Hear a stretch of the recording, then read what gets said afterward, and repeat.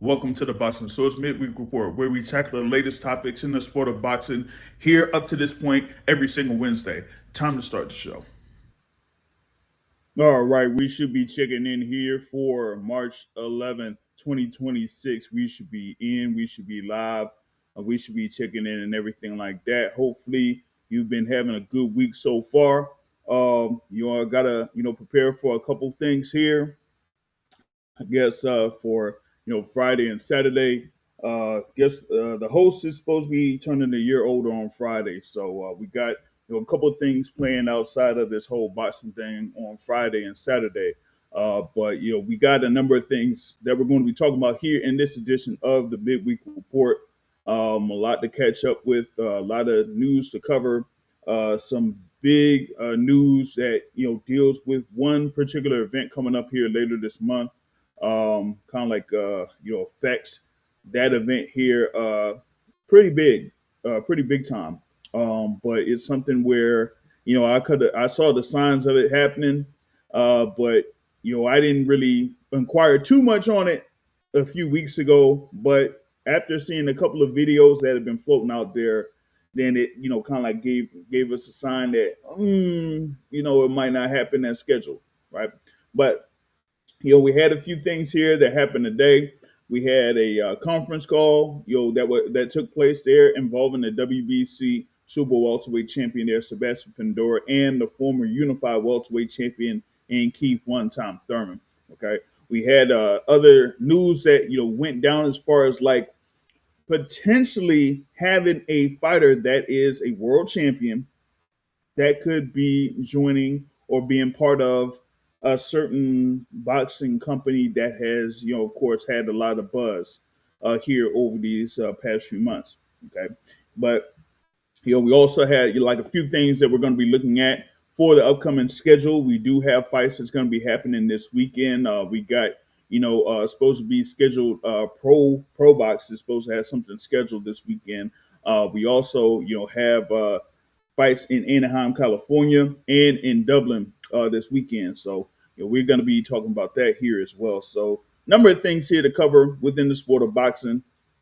Just glad that you're able to catch up with us here live on the Midweek Report. Now, the thing is I'm not sure, but we have the thing for Pro Box that's supposed to be coming up here on Friday, March 13th. That kind of is some type of reminder here. Actually, I'm gonna just see if I'll be able to share this on the screen, man, because it's supposed to be a pretty good matchup there in the main event. So wanted to see if I could run that through the schedule real quick, right? So we're supposed to be having there on ProBox TV this fight schedule here. Well, we got this main event in the co-feature, right? So we got Najee Lopez versus Manuel Gallegos that is scheduled for the main event. And you got Dominic Valle versus Eduardo Ramirez. That's supposed to be on slate here for ProBox TV. That's supposed to be in Kissimmee. Yeah, it's supposed to be in Kissimmee, Florida. Not necessarily there in Plant City, right? There was like one time when I was out there one year where it was Pro Box at Plant City that was on March 13th, but it was like on a Wednesday. Okay, it was on a Wednesday, it wasn't necessarily on a Friday, but that was the time when Pro Box only had their bouts that were on Wednesdays. But we still had this as scheduled for March 13th, as I mentioned there. Dominic Valle versus Eduardo Ramirez there in the co-feature, and Najee Lopez there against Manuel Gallegos. That's going to be two good fights, two good scraps that they're going to have out there for Pro Box. Man, I'm definitely looking forward to that. With two guys that have been featured a lot on Pro Box. There with Dominic Valle and with Najee Lopez. I think with Lopez, he's kind of risen up the ranks there within the within that light heavyweight division. They're at 15-0. So him having this bout here against Manuel Gallegos after his last bout against Calvin Henderson, where he stopped Calvin Henderson in that same venue there in the 5th round. So he's went here and gotten a string of TKO victories. Excuse me. So with that being said, looking ahead to this here with Manuel Gallegos as the opponent there that he got. Gallegos there with a record of 22 wins, 3 losses, and 1 draw there. From Mexico, 28 years old from Mexico. Had of course the bouts against Khalil Cole, right? Back in 2024 at the Wells Fargo Center, he was able to stop Khalil Cole. And then in the rematch last May, he lost to Khalil Cole by TKO. Basically got beat by a jab. So now, we got this thing here where Gallegos, after having one bout in Mexico, after his loss to Khalil Cole, he's back in it here against Najee Lopez. Shout out to Martha Prince in the building, checking in here on the midweek report. So this is going to be a really interesting bout here for Najee Lopez. As I mentioned, they're climbing up the ranks there at 15-0 there against Manuel Gallegos. Gallegos, when he did beat Khalil Cole out there at the Wells Fargo Center, man, he just, beat up Khalil Cole. There probably was a few things that was going on in the camp there for Cole.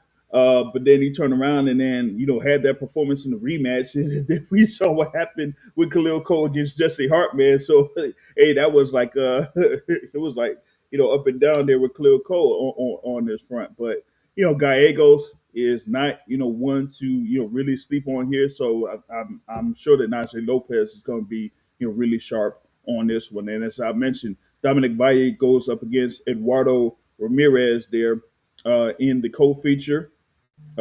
He's kind of been on these or a couple of these Pro Box cards. He was on against Jonathan Cardoso there back in 2024 and actually had the bout against Mark Mansayo in 2024, losing by unanimous decision. So, some people may be familiar with Eduardo Ramirez there, of course, with his bout against Mark Mansayo, but he also had a bout against Isaac Pitbull Cruz in 2022. It was easy work for Pitbull Cruz. He was able to knock out Ramirez in the 2nd round. So, you got a couple of fights here with guys that have names that people are familiar with. So, we got a few things here that we could look at here on this upcoming Pro Box card on Friday the 13th. There, you see it said. He also said, you see the rumor of David versus Cruz 2 showdown. Yeah, Cruz been feeding for the rematch, man. I'm like, man, yeah, I've seen it many times over. The thing with on the camp of Tank Davis, I think it was on the Rise podcast. I probably mentioned it before that Coach Calvin Ford kind of hinted that with Tank coming back, that he said, hey, we kind of like have seen, y'all seen who the opponent is. It's just been, we kind of like been dropping hits, below the radar. You know what I mean? So, that is the upcoming thing. I think it's going to be in June. I know that there's supposed to be something that's scheduled around May 30th, but some people are saying that would be for the potential matchup between Devin Haney and Rolando Rolly Romero. Okay. But that remains to be seen. If it's something like that, would be a fight in Vegas. As of right now, I've checked the Nevada State Athletic Commission events thing. I haven't seen anything put aside there for May 30th as of yet. So we'll see what's going on with that. Dante Benjamin is going to be on this card against Angel Lozano. They're in that light heavyweight division with Dante Benjamin at 13 wins, 0 losses, and 1 draw against Angel Lozano at 8-0. Yeah, so you got some good work here going on within the light heavyweight division. You got, of course, Dante Benjamin out there from Cleveland. We had a win over Manny Powell there in, what was that, November of last year. That was on another Pro Box card there, so that was a pretty good card there that they had in Fort Lauderdale, back then. So that was good. You know what I'm saying? So yeah, we gotta see what's up with Dante Benjamin on that card on Friday the 13th as well. So we got a lot of things here that's going on. My guy here, Thomas Hill, is in the building. You know what I'm saying?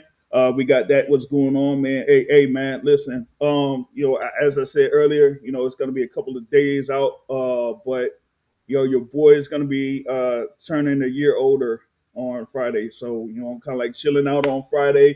I'll be watching the fights. Of course, it's like for college basketball, it's championship week. We got a whole bunch of college, conference tournaments going on right now. It's gonna be picking up on Friday, so I'm gonna be chilling at home most likely on Friday night, and then just hitting the spot, hitting the town on Saturday night there, for the G Day. My guy Ant McQueen is in the building. You know what I'm saying? Checking in here with the midweek report. Of course, we had one of his guys out here, that we talked with. Of course, he's been doing this thing on the YouTubes and everything like that. So y'all check out Ant McQueen out here in the building, man. We had your boy out here, in an interview before he had his fight on Pro Box TV some time back. So that one was a good conversation that we had there a few weeks ago before he was able to step in the ring, man. But we got all this stuff that's going on right now through Pro Box. So you got, as I mentioned there, with the main event there, Najee Lopez versus Manuel Gallegos. Like I said, don't sleep on the thing there with Manuel Gallegos. He's definitely going to be bringing it there in that particular fight. So we got that's on the schedule. You feel me? But yeah, I was mentioning there. Like I said, Kid Vasquez. When I was speaking with him, he's going to be right back on the scene there, whether it's 126 or 130. So we'll see what happens. After him getting that stoppage win on Pro Box, that last time. So we're going to see what's going on with that. But yeah, that's what we got here for Friday the 13th, that is on the schedule. March 14th, you do have Golden Boy Promotions with the fight card that's headlined by Arnold Barbosa Jr. versus Kenneth Sims Jr., right? And that's going to be in the welterweight division, which is really interesting. You got, Arnold Barbosa there, of course, a former world title challenger there, who fell short against Teofimo Lopez last year, right? Going up against Kenneth Sims Jr. And, I think this is kind of like a make or break there for Kenneth Sims, as far as performing at the top level. I know this is, as I said, it's going to be north of the 140-pound division. They got this, slated at 143 pounds.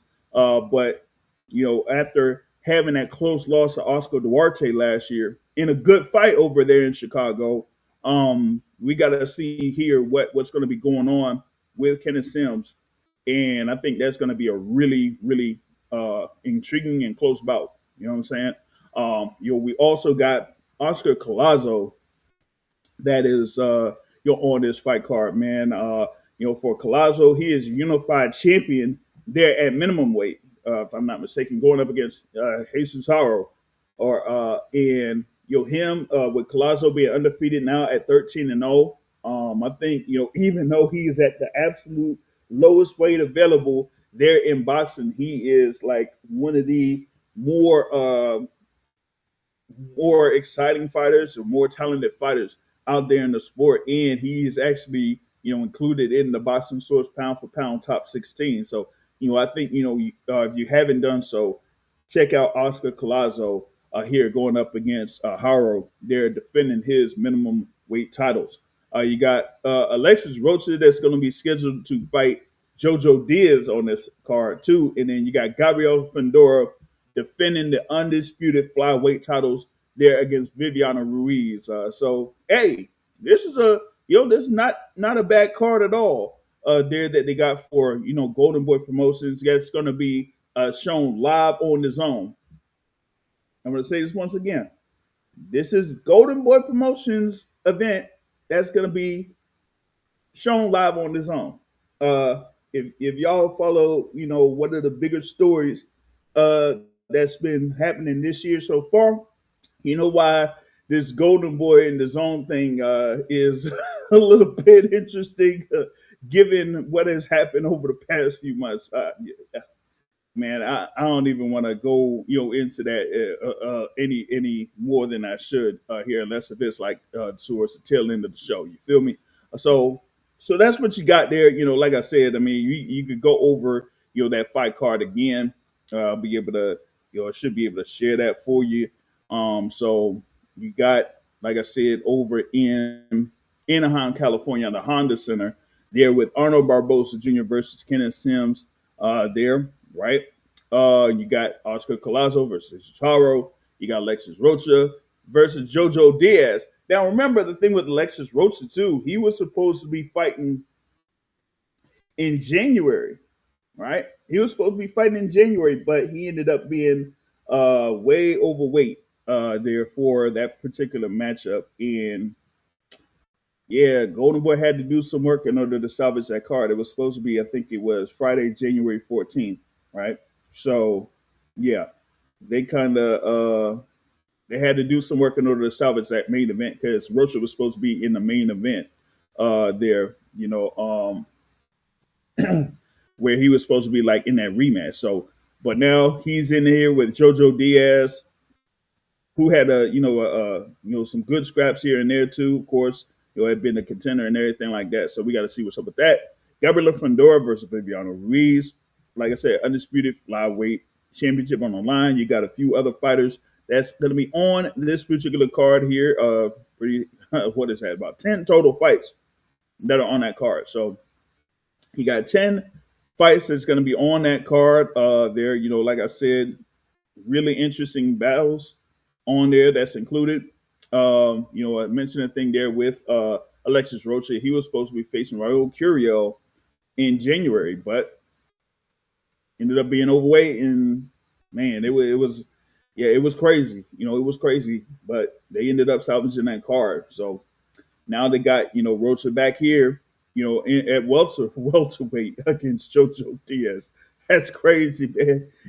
Remember Jojo Diaz competing for the WBC featherweight title against Gary Russell Jr. And now you got Jojo Diaz out here, competing at welterweight, man. That's crazy work. But of course, he had that bout against Regis Prograis, last year as well. That was another good scrap that was on that fight card in Chicago. Regis Prograis versus Jojo Diaz. That was a good battle right there. You know what I mean? So some things to look forward to there on that fight card over in Anaheim, California. That's going to be live on the Zone. And we're supposed to have, I think it is, the WBA title on the line in Dublin, if I'm not mistaken. So we'll see, man. You got Anthony Kakachi versus Jaza Dickens, right, in the super featherweight division. Man, and with Kakashi, of course, having a TKO win over Lee Wood last May. Yeah, he's looking to see if he could get this win over Jaza Dickens. Man, I think it's going to be a stoppage win there for Kakashi. So y'all be on the lookout for that as well. So that is mainly what we have here on the schedule for this weekend. We got fights on Pro Box, we got fights on the Zone to look forward to there on that front. So look at the see how this thing works out. Like I said, with that Jaza Diggins versus Anthony Kakachi, that's for the WBA Super Featherweight Championship. We already know what happened with the IBF and WBO. Navarrete unifying the titles there. O'Shaquie Foster is the WBC champ. Now you got Jaza Dickens defending the WBA title against Anthony Kakachi. So we got a lot of action things to go through on that. All right. Now next up for March 28th. Okay. I did mention here for March 14th, you do have Gabriela Fundora defending her undisputed flyweight titles. On March 28th, we're going to have her brother, Sebastian Fundora, defending the WBC super welterweight title against Keith one-time Thurman. We had conference call that involved both Fundora and Keith Thurman on there. I was able to join the conference call. I did, kind of like talk about the thing there with Fundora and his standing there in the super welterweight division.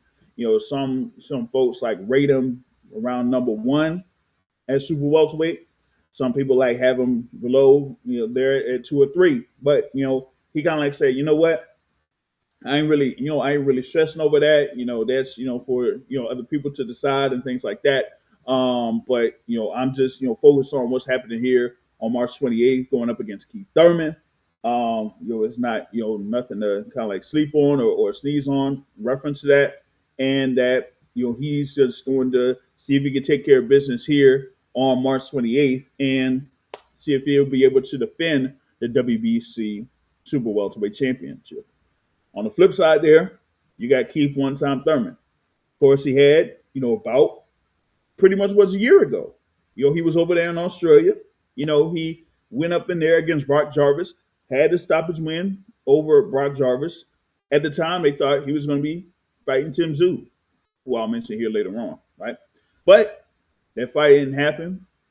Tim Tsyzu, ended up facing Sebastian Fundora in a rematch. Ended up getting stopped by Sebastian Fundora.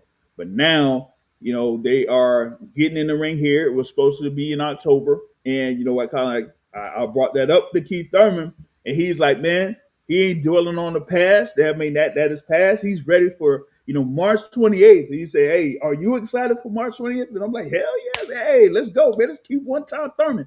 So he's looking at what's going to be up in front of him on March 28th. And he talked about having our guy over here in the DMV area, Mike Fox, there in the camp, to prepare for Sebastian Fundora. Of course, Michael Fox just had a key win against Ray Robinson here in the DC area a couple of weeks ago.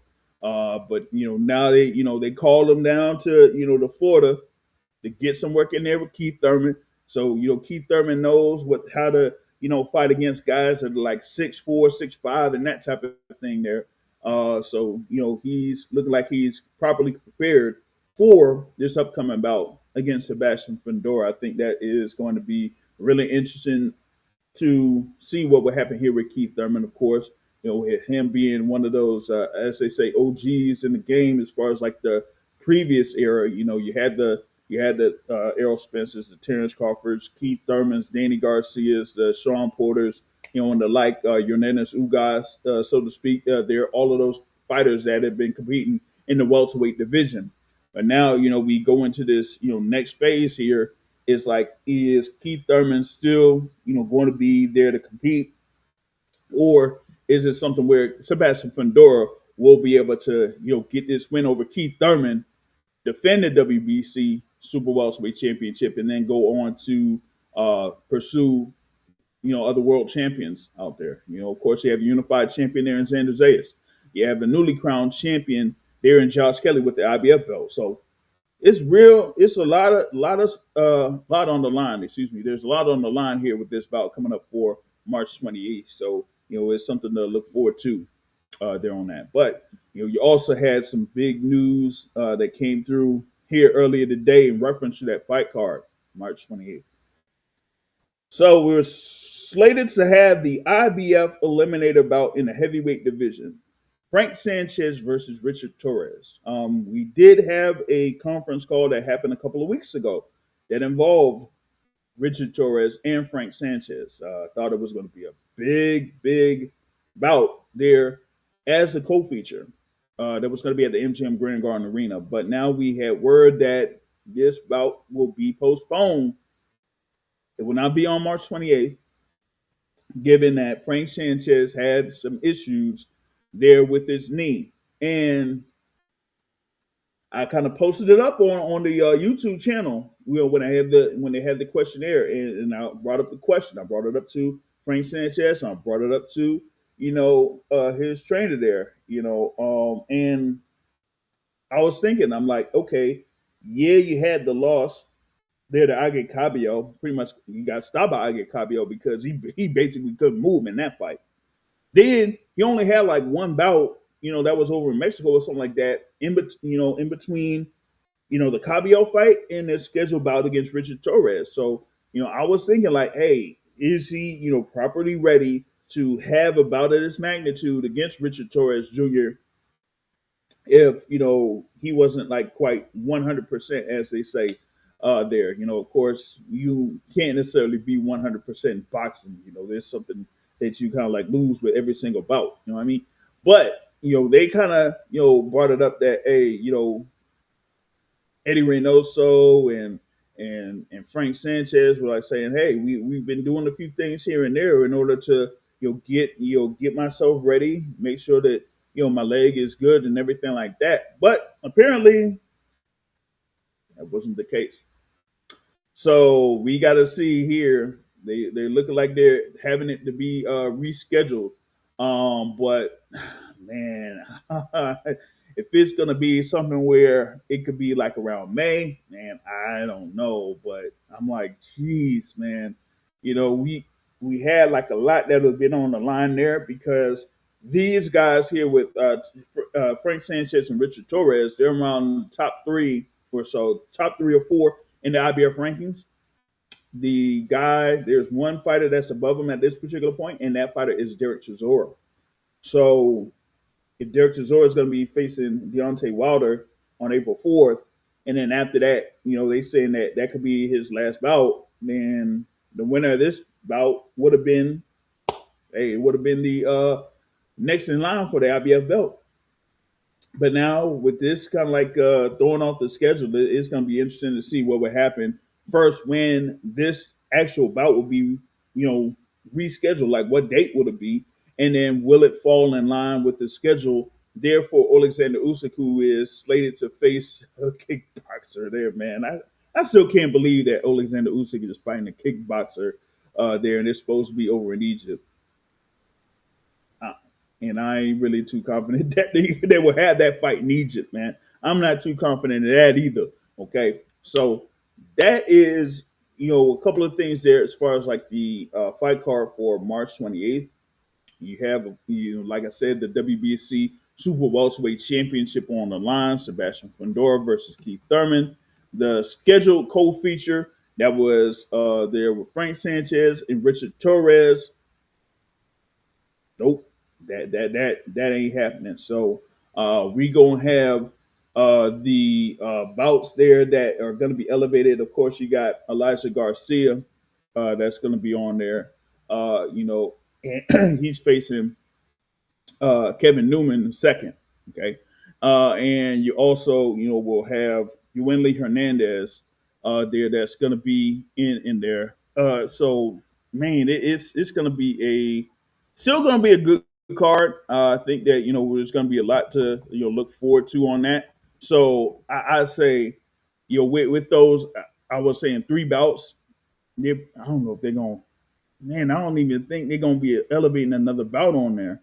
But hey, you got Garcia that's going to be there against Yuenli Hernandez. You got, as I mentioned there, Elijah Garcia versus Kevin Newman the second. So we got a few things that we could look forward to in this. But it's just that having that heavyweight bout be removed from that card is a real downer there, on that front. So you had that. So what's going on there, man?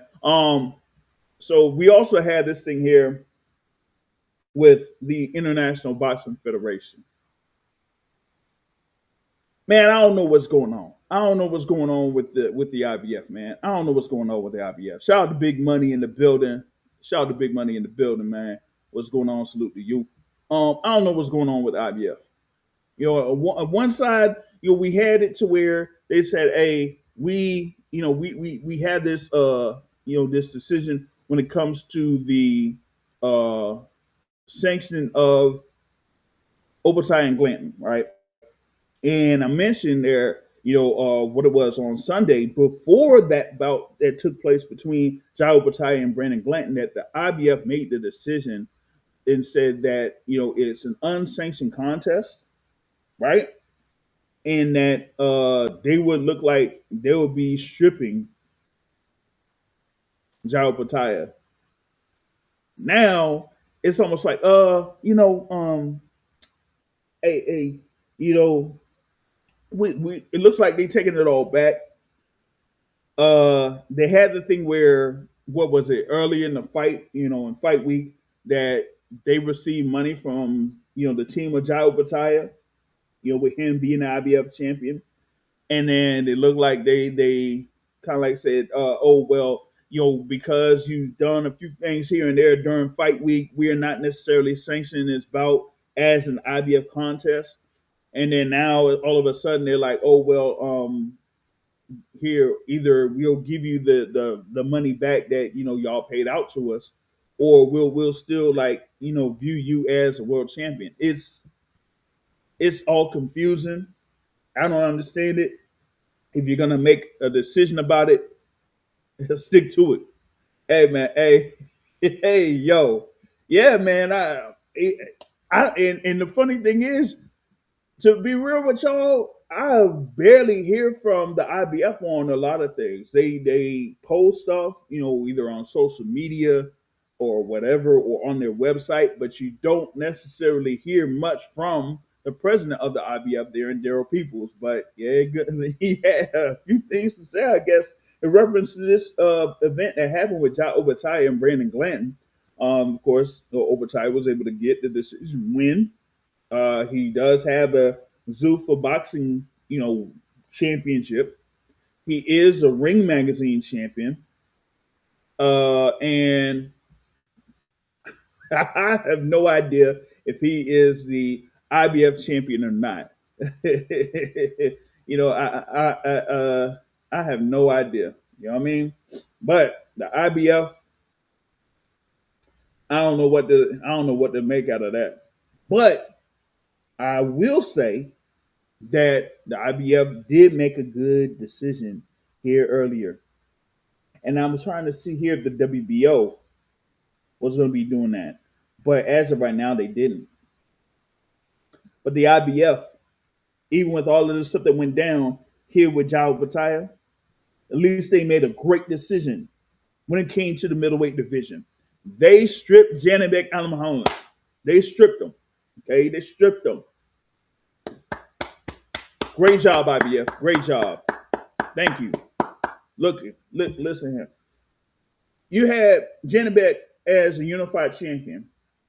He was slated to face Errol De Lara for the WBO, IBF, and WBA championships at middleweight. We could have had another unification in the middleweight division with two guys that are actually there around that top 2 or 3 in the middleweight division, and then Janibek messed it all up, with the whole thing with the meldonium and all that type of stuff, right? Then he tried to contest it, say that, oh, the B sample won't show anything. The B sample did show something, right?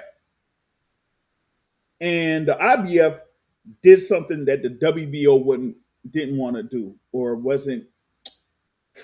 How can I say this? I'm going to say it. The IBF did what the WBO didn't have the guts to do. Because I've already roasted the WBO about their decision. I've already roasted them.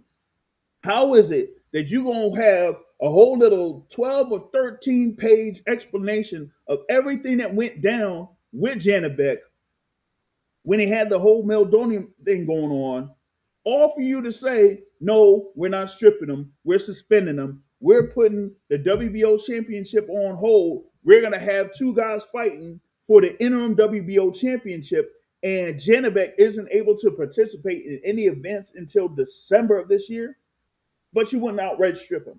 Nah, nah, you got to make a statement. Strip him.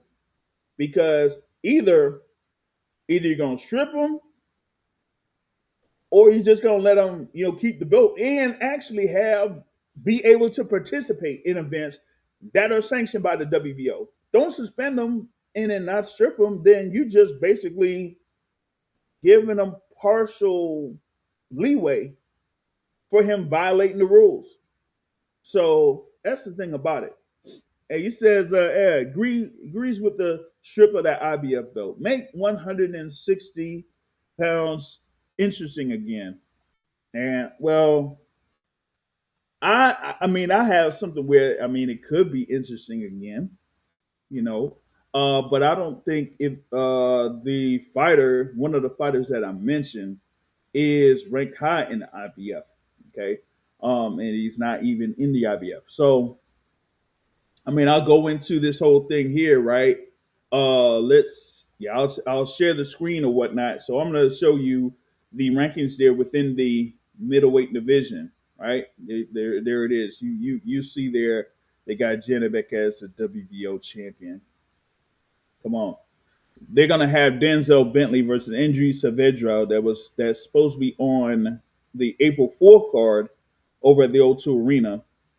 That's going to be for the interim WBO championship instead of making it for the full championship. Come on, man. Okay. You got Tim Tsyzu at number 3. I'm going to mention him in a bit. Okay. And there you see the IBF. They stripped it. So you got, Edinosa Aliha and Shaquille Thompson as the top 2 rated fighters. We do see one fighter there that has participated in a Zuffa Boxing event that's rated at number 7. You got Vito Mielnicki Jr. that is going to be on a Pro Box card next month. That's there at number 9. But you do have Yuanli Hernandez there. Actually, he's there, but he's down there at number 13. He should be much higher than that. Yuri Cedeno is there at number 14. I think Yuri Cedeno should be a little bit higher than that too. So, y'all see that all of these names that are out there within the middleweight division currently. We've had a lot of criticism in reference to the middleweight division over the past few years, ever since Canelo left and Golovkin left and Maul Charlo left. We kind of had a little bit of a downturn of sorts there within the middleweight division. But the IBF making that decision to strip Janibek, that's good on their part. WBO should have did the same thing. They should have. There should be no reason to have what Janibek did pretty much like ruin a situation where you could have had a unified champion with 3 of the 4 belts after December 6th of last year. But Janibek ended up doing what he did and messed it all up. And the suspender was kind of like that because here's the thing: you would want to have a unified champion there to kind of like be like one step closer to being undisputed in the middleweight division because, well, you ain't really getting that much interest in the middleweight division as it is. So if you would have had this top fight that could have happened there between Janibek and Erislandy Lara, that brings more money towards the middleweight division, and it brings more money towards the sanctioning bodies.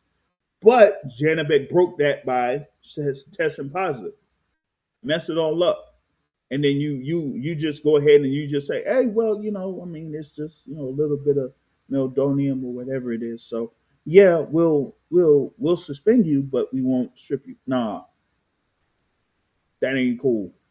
All right, but that's the whole situation there within the middleweight division. We'll mention there you do have Jesus Ramos that had the win over Shane Mosley Jr. Right, and he is the interim champion there with the WBC. You do have Carlos Adames that does have his upcoming fight against Austin Ammo Williams in Orlando, Florida. That's next weekend. That's slated for next weekend. So we do have some moves that are going to be made within the middleweight division here over these next few weeks. And hopefully we have some news about one of these fighters that's rated in the middleweight division here pretty soon. Just waiting on a few things to be finalized with all of that. So looking forward to that happening here. But that is, what we have there on slate so far within middleweight. Yeah, we do need to, have a few things here picked up within that division. And like I said, Janibek just messed it all up. There we could have had something, but Janibek messed it all up. You feel me? So that's what we had there on that front, man. The other thing with the IBF, but it deals with a fighter that holds an IBF title that was supposed to defend that title. He was supposed to defend that title a couple of weeks ago, but he didn't end up defending that title. Okay, and that's Richardson Hitchins. Okay, Richardson Hitchins, of course, the IBF world champion there in the super lightweight division. He was supposed to defend that IBF title, there. And I don't know what it. Well, I have a hint of what could have happened, but Richardson Hitchins didn't end up having the defense against Oscar Duarte. Ended up getting sick, and the IBF basically said, "Nah, we ain't gonna have you go out there if you are sick and have some type of issues going into this potential bout against Oscar Duarte. We are not going to be responsible for what could happen in the ring if you're not at your optimal level of sorts there against Oscar Duarte." Okay, so we ended up getting scrapped out of the bout. Now there had been some talk about what could have happened in that sense, but we won't necessarily know for sure. But we just had something there that came through that was from Lance Pugmire there from Boxing Scene. And he says that Richard Hitchens could be eyeing a move over to Zuffa Boxing. Okay. Now, I'm going to say this. Going back to, what was that, December? I think it was December. Okay. Right. They had the press conference with Shakur Stevenson and Teofimo Lopez, right? Of course, they had the whole thing going on with the press conference, everything, blah, blah, blah, blah, blah. Press conference over. Media scrum. We're talking with, people that were there, people that were, kind of like involved with the event at the time with Teofimo Lopez and Shakur Stevenson. But the highlight of what was going on after that press conference was the back and forth between Keyshawn Davis and Richardson Hitchens. At the time, it was slated that Richardson Hitchens was supposed to be facing Jermaine Ortiz on that card in New York City on January 31st. It ended up being Keyshawn Davis versus Jermaine Ortiz on January 31st. And then you had the thing for Richardson Hitchens going up against Oscar Duarte. Now, the reason why I bring it up is because when that whole back and forth was going on, y'all could go back to it. I have it still, on the YouTube channel or wherever it is you want to see it. There was one particular person that was around while they were going back and forth, Keyshawn and Richardson Hitchens. That particular person is tied to Richardson Hitchens in a sense. And I'm just doing some speculation. But I think that person was the one that kind of got Hitchens out of that bout that he was supposed to have against Jermaine Ortiz, and then in the bout that was slated to happen against Oscar Duarte, right? But now you have this whole thing about Hitchens being involved with Zuffa Boxing. I think that same person could be involved if Hitchens ends up going that route.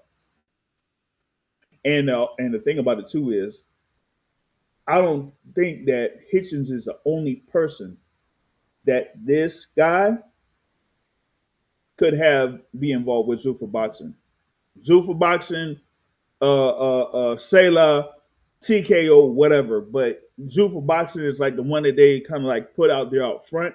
But as as the whole thing with the Conor Benn situation, Conor Benn is fighting on a Ring magazine card. It's not like a Zuffa Boxing card. So, and it was stated that with Conor Benn, that ain't Zuffa paying for Conor Benn or being on or having Conor Benn on that card. It's basically Saylor having Conor Benn on that card for April 11th. And I think it could be the same thing here for Richardson Hitchens, because there is another rumor that has been floating around that Zuffa could have another well-known fighter added on to the team. I think it's more about ring or seller or TKO. You know what I'm saying? Shout out to Dondrick in the building, man. What's going on with you? All right. But yeah, the thing with the Richardson Hitchens, I wouldn't be surprised about it. But there's been a few things here or there in reference to Richardson Hitchens that he's kind of burned a few bridges in boxing. he's burned a few bridges in boxing. Okay, if y'all have followed Richardson Hitchins, man, shoot, like I don't even think he's been in the game for that long, right? As far as like the pro game, he ain't really been in the pro game that long.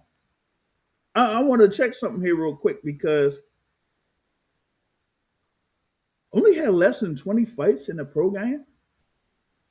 Let's see. Oh no, he's actually at 20 fights. He actually has 20 pro fights. I thought it was a little bit below 20 fights, but nope, he is at 20-0.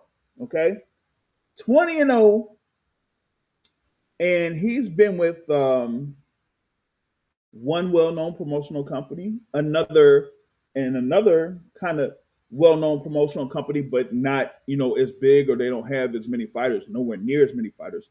But he's kind of like Richard Hitchens has been tied to a particular promotional company where he started out before he went to another promo company and it ended up being a world champion. So that kind of like gives you where it is right there. But y'all can look into that. But I've heard Hitchens, man, that he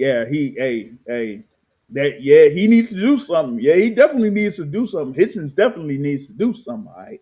But I'm like, listen, he's been burning a lot of bridges. I'll just say that he's been burning a lot of bridges here within the sport of boxing. And so, what he has or what he could have here as far as like any situation right now, this might be his last ring. You know what I'm saying?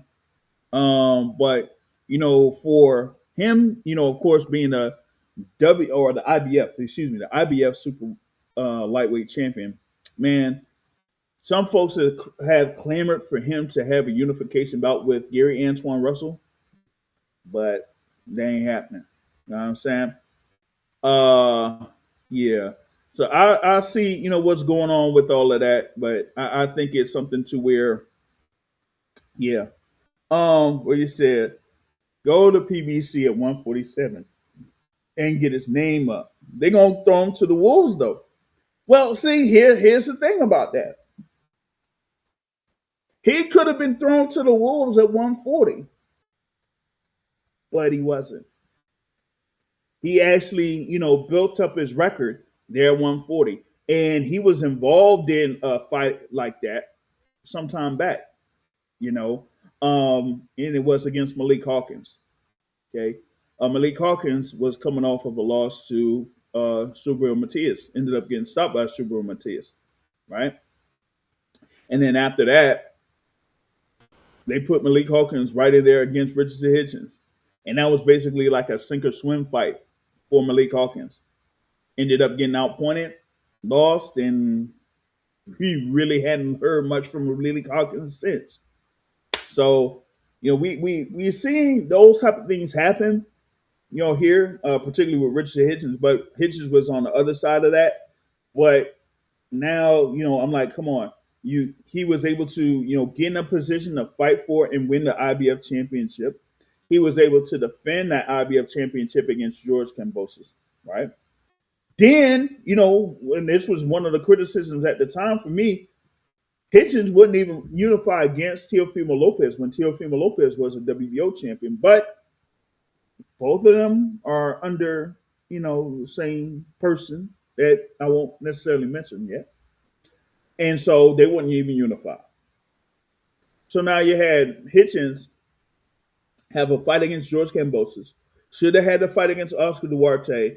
Didn't have a fight against Oscar Duarte. And hey, if he's having all of these complaints about, this whole thing with 10-pound rehydration and everything like that, and it's tough to do that, okay, cool. Well, then you got one or two things that you could do. Either you could go after unification where that 10-pound rehydration clause isn't in effect, or you could move up to 147. So if you're going to move up to 147, all right, cool. But hopefully they got some things set up for you there in 147, but we'll see. All right. So, that was one of my things there as far as like, Richardson Hitchens and everything like that. So I think he should go up to 147, but remains to be seen if he's going to do that. Okay. Now we also had some recent news that Tim Tsyzu will be, going in the ring against Dennis Nerja. That is scheduled for April 4th. I wanted to see if I had the flyer of this or whatever it was, but they had made the recent announcement of that. With Tim Tszyu, of course, having the being what a former world champion there, 154, whatnot. But he was able to get back in the ring. A lot of people thought that he could be on slate to be facing Errol Spence Jr. But we'll see. What happens with all of that. Let's see here. I was gonna do the thing there as far as like the whole little. Hold on. Yeah, time out on the Tim Tszyu thing. Time out on the Tim Tszyu thing real quick. This is the question. This is the question of the year so far. This is the question of the year so far. What's up with these managers getting too involved? Bro, I don't understand it. I don't get it. Like, just simmer down, slow your roll and that type of thing. Because there was something that I didn't want to bring up here earlier in the show, but I talked about the whole thing. Like I said, we got Golden Boy on the zone this weekend. Okay.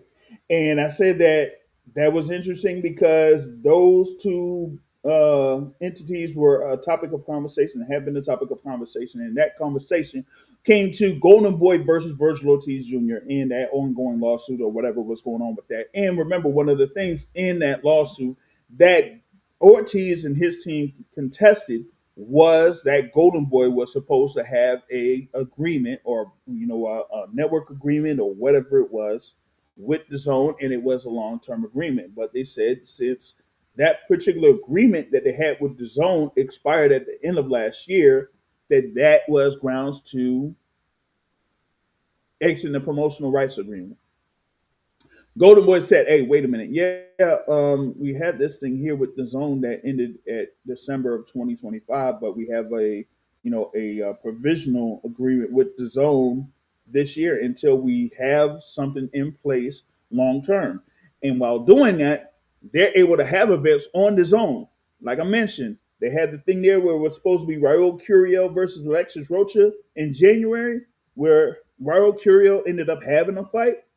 That was a fight card that was on the zone. And now here we got March 14th. They're gonna have that, Barbosa versus Kenneth Sims fight. That fight card is on the zone. So you can't even use that in your argument. Okay.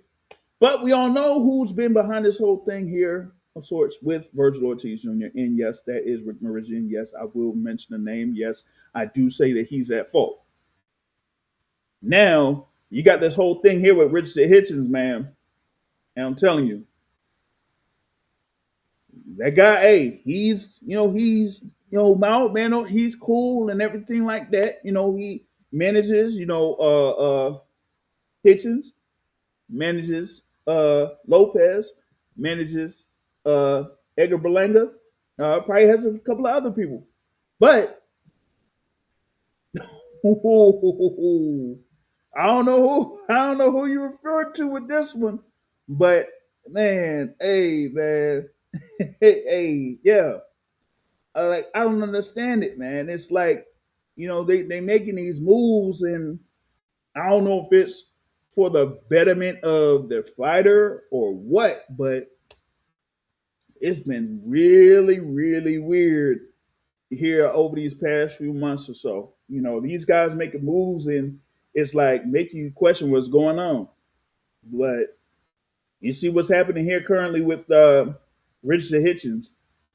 And, I've kind of like heard a rumor that the reason why we're having some type of increase of sorts within Zuffa Boxing is because they've gotten, word or phone calls from a few guys in the business managers. But that's neither here nor there. Okay. Uh hey, hey. You said it. You said it. Not me. Not me. What is it? Wasn't he present when Mikey Garcia went through something similar to Virgil? Oh, you mean that particular manager? Ooh, I don't know. I don't know. But I'm gonna tell you this though. Given what's happened with that whole decision from the courts, don't be surprised if Virgil sits out for a bit. And my thing is, if they're going to go through this arbitration that could be not even taking place until September, that's not a good look because Virgil Ortiz Jr., within his contract or the promotional rights agreement, he was supposed to have two fights going from August of last year to August of this year. He's already had one fight against Eric Salubin. He could have had one more fight, or he said, "Hey, if there's really a conflict, then let's just wait it out until August and break the agreement." But no, he went up and brought a lawsuit to him. So yeah, it's just crazy. When it comes to a couple of things here. I mean, I know that when it comes to the thing with Virgil Ortiz Jr., I know there's a number of people that are upset that a potential fight within the 154-pound division could have happened. It could have been scheduled this year. It could have been scheduled potentially for next month. But again, when you have people trying to jump the gun, when you have people trying to ask for more than what it's worth, you're gonna have these issues. You know what I mean? And there it is, right there. Virgil gonna get shelved because someone wants to get extra money in their pocket. There it is. Either all you had to do was either like say, and I said it then, I say it again. You really had an issue. One, have somebody buy out the contract, or two, wait it out. Even if you have to, wait it out until August and say, hey, well, you were able to provide another fight by August, so you basically broke the terms of the promotional rights agreement. So that means the contract's null and void. But they didn't even want to wait for that. Kind of sucks for them. All right, let's go to this thing here. Tim Tsyzu versus Dennis Nerja. Okay. You got Tim Tsyzu, like I said there, that had been rumored to be an opponent for Errol Spence Jr. Okay. I'm still like up in the air. I mean, I know that there's been a couple of people that have talked about it, kind of hinted at it, didn't really want to say too much on it. So yeah, it is what it is on that. But scheduled for April 5th is Tim Tsyzu versus Dennis Nerja. Okay. What does it say here, man? I wanted to, post a little flyer thing on it too, man. Let's see here. Yeah, so we got it here where we'll be able to see it there. So it got that thing. Former world champion and Australian superstar Tim Tsyzu battles undefeated contender Dennis Nerja, headlining PBC Championship Boxing on Prime Video live on Saturday, April 4th. Hey, man, this is going to, well, April 4th is going to have some events, man. I don't even know what time it's. Oh, it said, all right, there it is. 9 p.m. Eastern time on Saturday. Damn. Okay. That's okay. I could rock with that. I could rock with that because we're supposed to have Wilder versus Chisora on April 4th, but that's probably going to be closer to the afternoon or early evening here on the East Coast. All right, so they say they got Callum Peters against Delio Muzino there. It says starting at 9 p.m. Eastern time, 6 p.m. Pacific time. So you kind of like see that there. Tsyzu is entering this fight off of his training camp with new trainer Pedro Diaz in Miami. Okay, he won a decision over Anthony Velasquez in December, of course, after losing to Sebastian Fundora in the rematch. Got stopped by Fundora in that rematch there. So, he said he changed his camp up a little bit and things like that. So, he's going to be preparing here for this one. So we'll see how that goes, man. But that's what they got. They said the thing with Dennis Nerja, he was involved in a fight that happened back in 2023 against Placido Ramirez, where a big old brawl happened. So it was like a whole battle royal that went on, during that fight. Crazy. But we'll see here what's going to be going on with Tim Tsyzu. As far as like a potential matchup with Errol Spence Jr., some are saying that it might be what in August of this year, but we'll see. You know, if that is the case. But as I've been mentioning, I really don't want to kind of like see Errol Spence in the ring at least right now, man. Everybody had been asking him the question and things like that. They were asking him if he was coming back when he was at the Virgil Ortiz Erickson Lubin fight last year. They asked him about it when he was out there for that December 6th card when Frank Martin was, part of that card, and when Frank Martin was on the card here recently. So the questions have been, buzzing and everything like that. But we'll see. You know, um, but that's mainly what I had on that. With Tim Tsyzu, we'll see if the being in the new camp makes him a new type of a fighter. I know that Keith Thurman kind of mentioned Tim Tsyzu in the conference call, saying that Tim Tsyzu is seeing if he could get back in the mix. We'll see. Wanted to bring this one back on here. Reference to Tank Davis versus Isaac Pitbull Cruz. You do have Pitbull Cruz that does hold an interim title. Okay, he is an interim champion. There at 140 pounds. WBC interim super lightweight champion. Dalton Smith is the full champion there. Of course, had him the win over Subriel Matias in the Barclays Center. Dalton Smith is scheduled, or well, not scheduled. He is supposed to be fighting Alberto Puello there because the WBC ordered the winner of Smith versus Matias to fight Alberto Puello next. So if that's the case, you got Isaac Pitbull Cruz there that's looking to have a fight. And they say like, hey, Cruz has been asking for that rematch. Hey, if we end up getting it, hey, it is what it is. For me, y'all know what fight I would want for Tank.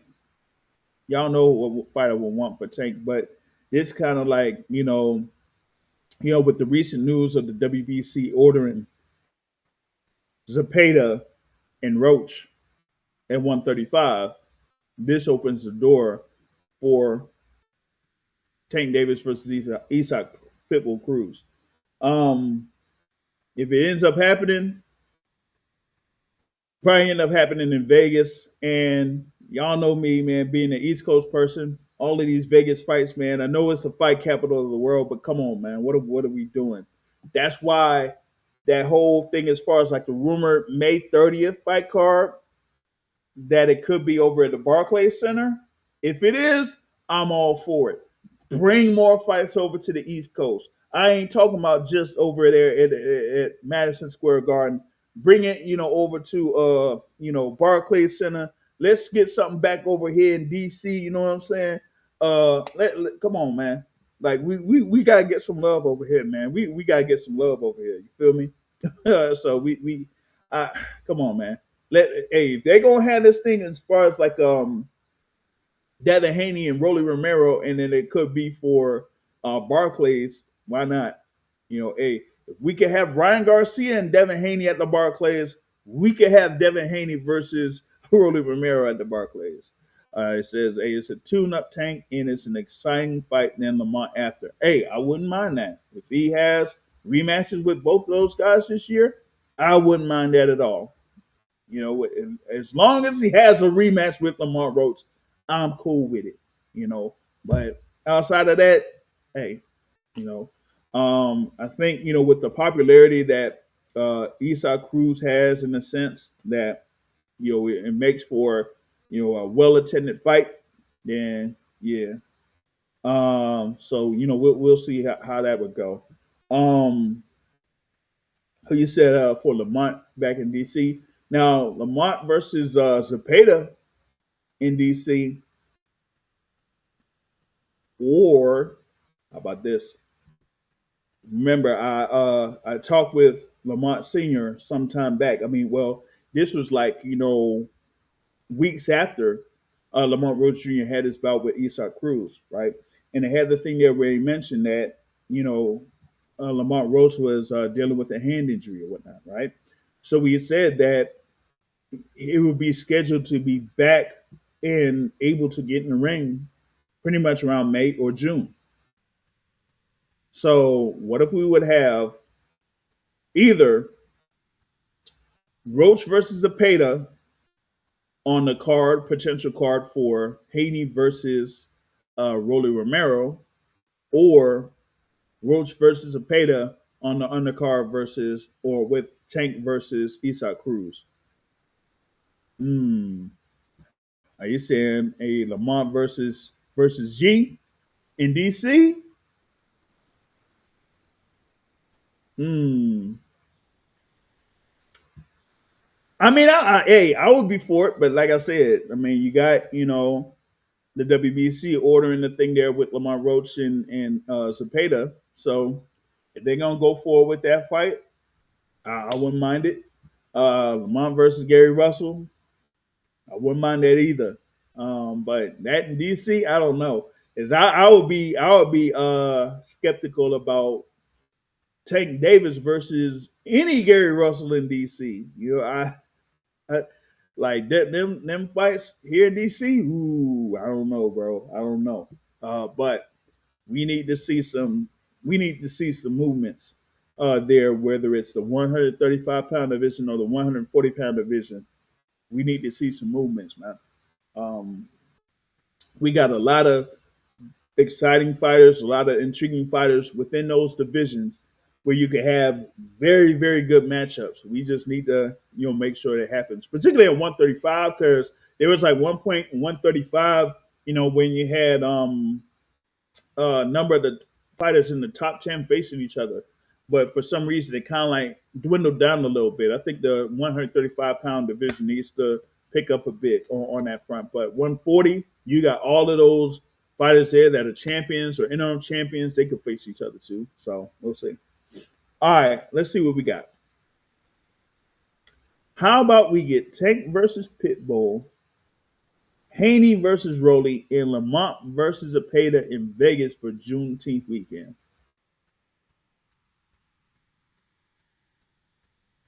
It's a good that would be a very, very good card. Um, I'll say this: um, if you're going to have something like that, we might you might have to give a phone call to Selah to to see if that could happen. Man. You probably have to give a phone call to Selah to see if that could happen. I think it would be interesting, but I don't know if that kind of like would work out. So that would be June 20th. I guess it would be June 20th. Um, hmm, not a bad idea. Not a bad idea. I just think it would take a lot of money. It would take a lot of money to make that happen. But I, I do, but I do think that that particular date, June 20th or maybe June 13th, most likely June 20th, we might see one of those fights that you kind of like see there be put into that. Now the thing is with Haney versus Roley, the thing as far as like them talking with each other, I think most of that is because Rolly Romero is there as a WBA champion and is well overdue for the mandatory. And everybody knows that, like with the mandatory, that come on, man, nobody. I'm just being real with y'all. Nobody really wants to see that. Nobody really wants to see that. So, for Rolly Romero, it would be best for him to see if he could get a unification bout, whether it's against Devin Haney, uh, should be against like a Lewis Crawford, to be honest with you. I don't see why that can't be made. But anything is looking like anything but Shakur Giasaw for Rolando Rolly Romero. So that's why like a Devin Haney bout is really intriguing. But given how much Devin Haney kind of like goes for, it could make it pretty interesting, or I would say kind of difficult. It just depends on how they set things up for it. But if they say, hey, for example, if they say Devin Haney versus Rolly Romero on Amazon Prime pay-per-view, how would that, look for, fight fans? Would they be, really, dialed in for that particular fight on Amazon Prime pay-per-view? I would be, but I'm only one person. You know what I'm saying? So we have to see how that will work out for all parties involved. If they're a little bit closer to making that fight come to fruition. So we'll see. But that's really what I had here for this edition of the Midweek Report. Shout out to everyone that's been able to listen and tune in live. Again, we got fights coming up March 13th, ProBox TV. We got March 14th, Golden Boy Promotions has their bouts there that's going to be at the Honda Center in Anaheim, California. You got in Dublin, you do have a world title bout that's there. Like I said, Johnson Dickens versus Anthony Kakachi. So that's what you could look forward to this weekend. Let's see here. For next weekend, as I mentioned, we're supposed to have the WBC middleweight title on the line. Okay. So you do have Carlos Adames versus Austin Emma Williams. That is supposed to be in Orlando, Florida, scheduled for March 21st. Okay. So you do have to look forward to that. And of course, March 28th, Sebastian Fundora versus Keith Thurman, Yuenli Hernandez versus Terrell Gausha, Elijah Garcia versus Kevin Newman II. And you also slated to have Moses Thomas versus Jermaine Franklin over in Manchester. So we still got a number of things to look forward to here for the rest of the month. All right. So that's what I got. He says, Rolly Romero is avoiding that gear salt smoke. Oh, man. Hey, look, hey, man. I tell you what, if they ended up having something where they ordered it, oh man, that and it goes to first bid, oh man, it wouldn't look good for Rolly Romero. But we'll see, man. Hopefully we do get something in reference to Devin Haney and Rolly Romero, because Rolly Romero versus Shotgun Soft. Hey, if it was something with Rolly Romero, man, and Gilsoft, they would have had that fight happen already. So I'm just being real with y'all. Hey, there was somebody, what it was on some, I don't know, with some live. Maybe it was my guy Just Do or something like that, right? Either it was Just Do or somebody else, right?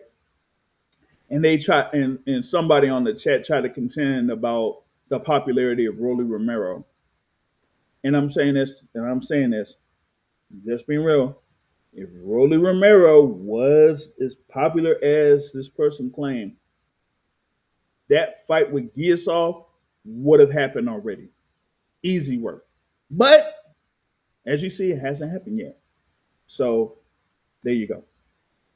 That's what I have so far. I'm gonna, have a clips of the conference call, where I asked the questions to Sebastian Fundora and Keith Thurman. That's going to be up here on the YouTube channel. I got to add it to Rumble as well. I'm gonna make sure I add it to Rumble. And we'll see about a couple of things that's coming up here.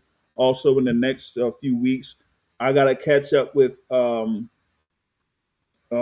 is it, man? I got to catch up with a few folks here that got things coming up. I was out there by Headbangers recently. So we're going to hear from Derek Scooter Davis, right? And, we want to hear from him because he has fights that's coming up there on April 25th. It's going to be in Baltimore, right? And, we got a few other fights that's going to be on the schedule there for y'all to look forward to. We're going to keep y'all updated on that. Eddie Hearn is hiding Crocker in the matchroom closet.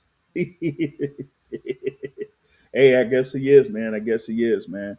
But we have a few things here that we're gonna have in the works for y'all for the Boxing Source, and maybe have some more news with a few fighters that's coming up. So We gotta see what's going on with that. Like I said, Derek Scooter Davis and Nasheed Smith is slated to fight on April 25th. So y'all be on the lookout for that. But if anything else comes up, we'll be able to post it here on YouTube or through social media. So you can follow us on social media: Instagram, Twitter, Facebook, and TikTok. We got things on TikTok as well there. So that's what we have. Once again, thanks for everyone listening live. Hit the share button so people could listen in on the Midweek Report. And until next time, I will catch y'all later. Peace out.